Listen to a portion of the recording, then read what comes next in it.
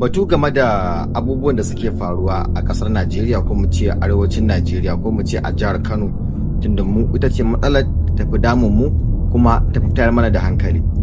Makomar Najeriya, shin ya kamata a ce mu san cewa Najeriya daga ina muke, kuma a ina muke, kuma ina ne za mu je, me muka shirya, me muka aiwatar, kuma me muke buƙatar mu cimma. Duba da abubuwan da suke faruwa a ƙasar mu ta Najeriya, abubuwa ne masu ban tsoro, masu matukar hatsari. Kusan zan iya ce muku muna rayuwa ne akan abin da ake cewa time bomb. Tabbas ba mu da ƙasar da tafi Najeriya, kuma ba mu da inda ya fi Najeriya, kuma babu inda muke so kamar Najeriya, kuma wallahi duk duniya magana ɗaya kenan, ba mu da inda ya fi mana Najeriya. To tabbas dole matsalar Najeriya ta ɗaga mana hankali. Dole idan abu ya addabi Najeriya ya hana mu bacci. Dole idan abu ya tunkari Najeriya ya gigita mu kuma ya ɗaga mana hankali.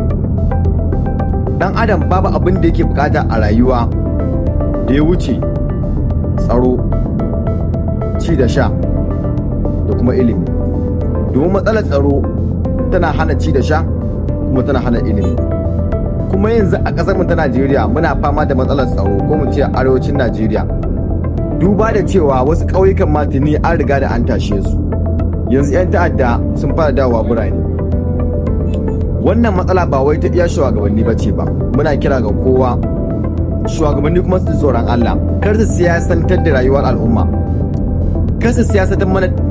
Muna kira ga shugabannin ƙasar Najeriya, kada su mai da siyasa ta sanadiyar rugujewar ƙasarmu.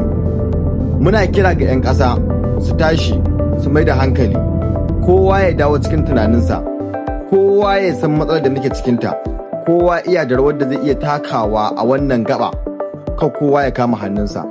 Matsalar ba ta 'yan siyasa ba ce kawai ba, matsalar ba ta jami'an tsaro ba ce kawai ba, mu ma akwai abin da za mu iya taka rawa domin kawo ƙarshen wannan matsala ta tsaro da muke fama da ita a ƙasar Najeriya. A matsayinka na talaka kuma ɗan ƙasa, za ka iya bawa ƙasar ka gudunmawa ta addu'a, za ka iya bawa jami'an tsaro gudunmawa ta bayanan sirri. A duk inda ka ga wanda baka yarda da shi ba, za ka iya kiransu ka faɗa musu.